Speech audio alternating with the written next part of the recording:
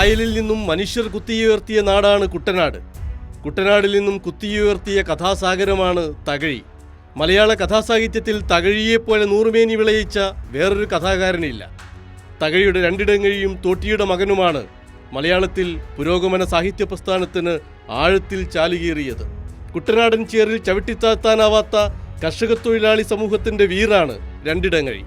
തലമുറകളായി മനുഷ്യവിസർജ്യം ചുമക്കേണ്ടി വന്ന ഒരു ജനത അടിച്ചേൽപ്പിക്കപ്പെട്ട ആ ദുർഗന്ധം കുടഞ്ഞെറിയുകയാണ് തോട്ടിയുടെ മകനെ. തകഴിയുടെ ചെമ്മീനും ആഴിയോട് പൊരുതുന്ന ഒരരയ സമുദായത്തിൻ്റെ കഥ മാത്രമല്ല, ജാതിമതങ്ങളോടും അന്ധവിശ്വാസങ്ങളോടും സാമ്പത്തിക ദുരകളോടും എതിരിടുന്ന ഒരു സാർവലൗകിക പ്രണയ പോരാട്ടമാണത്.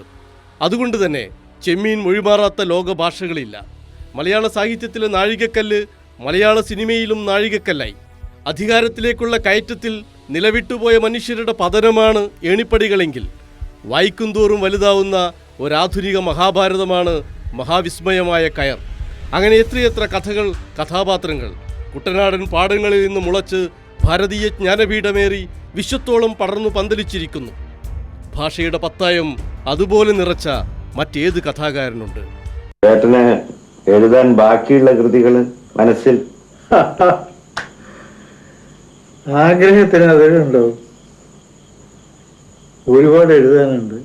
പക്ഷെ എങ്കിലും മനസ്സിൽ ഇപ്പോൾ തെളിഞ്ഞു നിൽക്കുന്നത് സൈന്ധവ സംസ്കാരത്തിൻ്റെ ഒരു കാലഘട്ടത്തെ സാമൂഹ്യ ജീവിതം ആണ് പ്രധാനമായി മനസ്സിൽ തെളിഞ്ഞു നിൽക്കുന്നത്. ബിജു മുത്തത്തി, കൈരളി ന്യൂസ്.